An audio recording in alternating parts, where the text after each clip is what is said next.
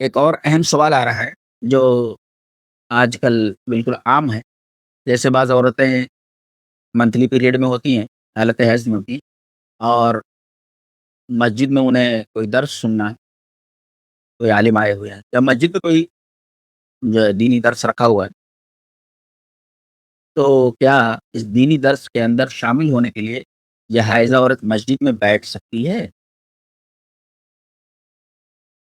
خلاصہ اس سوال کا، کیا حائضہ عورت مسجد میں بیٹھ سکتی ہے دروس وغیرہ سننے کے لیے؟ جواب، یہ مسئلہ مختلف فیہا ہے۔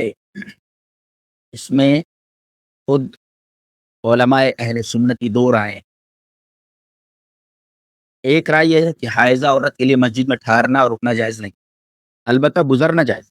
کوئی چیز لینا ہو اس مسجد سے تو جائے اور مسجد سے وہ چیز لے کر کے واپس آ جائے، یا مسجد میں سے گزر کر کے دوسری طرف جا رہا ہے تو گزرنا جائز ہے، اور کوئی چیز مسجد میں سے اٹھا کر لانا جائز ہے، بیٹھنا جائز نہیں۔ لہذا مسجد میں اجتماع یا سماعت قرآن وغیرہ کے لیے حاضر نہیں ہو سکتی۔ یہ علماء کا ایک گروہ ہے جو حائضہ عورت کے لیے مسجد میں بیٹھنا جائز قرار نہیں دیتا۔ دوسری طرف علامہ البانی، اللہ تبارک و تعالیٰ نے علامہ البانی کو حدیث کا جو فہم عطا فرمایا تھا، اور حدیث پر ان کا جو کام ہے وہ رہتی دنیا تک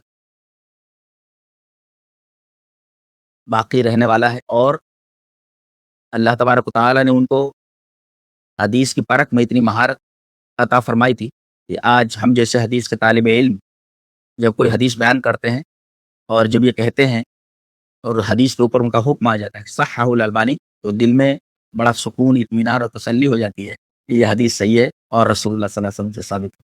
علامہ البانی کے لیے دل سے دعا نکلتی ہے کہ اللہ تبارک و تعالیٰ انہیں جنت الفردوس میں اعلیٰ مقام عطا فرمائے۔ تو علامہ البانی کیا فرماتے ہیں؟ علماء کا ایک گروہ تو یہ ہے کہ بھئی حائضہ عورت مسجد میں بیٹھ نہیں سکتی، لہذا مسجد میں اجتماع یا سماعت قرآن وغیرہ کے کوئی اجلاس منعقد کیا گیا ہو، کوئی درس منعقد کیا گیا، اس میں حاضر نہیں ہو سکتی۔ یہ ایک گروہ کی رائے۔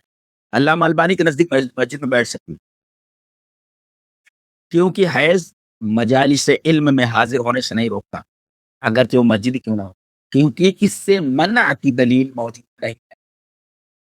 کوئی دلیل صحیح اور کوئی حدیث صحیح حائضہ عورت کے مسجد میں بیٹھنے کی ممانعت پر موجود نہیں ہے، بلکہ علامہ البانی کا یہ کہنا ہے کہ اس کے برعکس حدیثیں ایسی ہیں جو حائضہ عورتیں مسجد میں بیٹھ کر دروس وغیرہ سننے کے جواز پر دلالت کرتی ہیں۔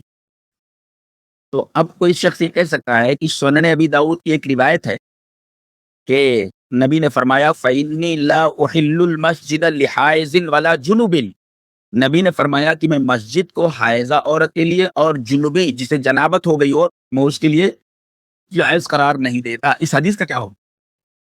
یہ حدیث آپ بتا رہے ہیں کہ حائضہ عورت کے لیے مسجد حلال نہیں ہے، نہ جنابت والے آدمی کے لیے مسجد میں بیٹھنا وغیرہ جائز ہے اس کے لیے۔ یہ روایت ابو داؤد کتاب الطہارہ میں ہے، لیکن علامہ البانی کہتے ہیں حکم الالبانی ضعیف، یہ حدیث ضعیف ہے، لہذا ضعیف حدیث سے استدلال نہیں کر سکتے۔ لا احل المسجد لحائض ولا جنوب، جنابت والے آدمی اور حائضہ عورت کے لیے میں مسجد کو حلال نہیں کرتا، یہ روایت جو کتاب الطہارہ ابو داؤد میں ہے، علامہ البانی کہتے ہیں کہ حدیث ضعیف ہے، لہذا اس سے استدلال نہیں کیا جا سکتا۔ اور صحیح مسلم میں ہے کہ نبی کریم صلی اللہ علیہ وسلم نے حضرت عائشہ کو افضل ترین مسجد مسجد الحرام میں جانے سے نہیں روکا، مساجد میں من باب اولا یہ ممانعت نہیں ہوئی، لہذا علامہ البانی کے نزدیک جو ہے وہ مسجد میں حائضہ عورت جا سکتی ہے، اس لیے کہ منع کی کوئی دلیل موجود نہیں۔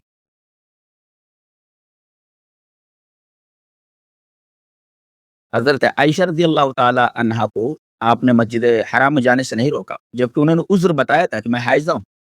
اس پر آپ صلی اللہ علیہ وسلم نے ارشاد فرمایا ان حیضتک لیست فی یدک، کہ بے شک تمہارا حیض تمہارے ہاتھ میں نہیں، تمہارا حیض تمہارے ہاتھ میں تھوڑی ہے، یہ آپ نے فرمایا ان حیضتک لیست فی یدک، یعنی تیرا حیض تیرے ہاتھ میں نہیں ہے۔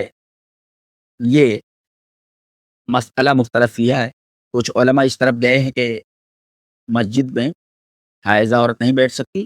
علامہ البانی کے نزدیک عورت حائضہ یہ بیٹھ سکتی ہے۔ ان کی دلیل یہ ہے کہ منع کی کوئی دلیل موجود، بلکہ اس کے برعکس اس کے جواز پر کئی احادیث دلالت کرتی ہیں۔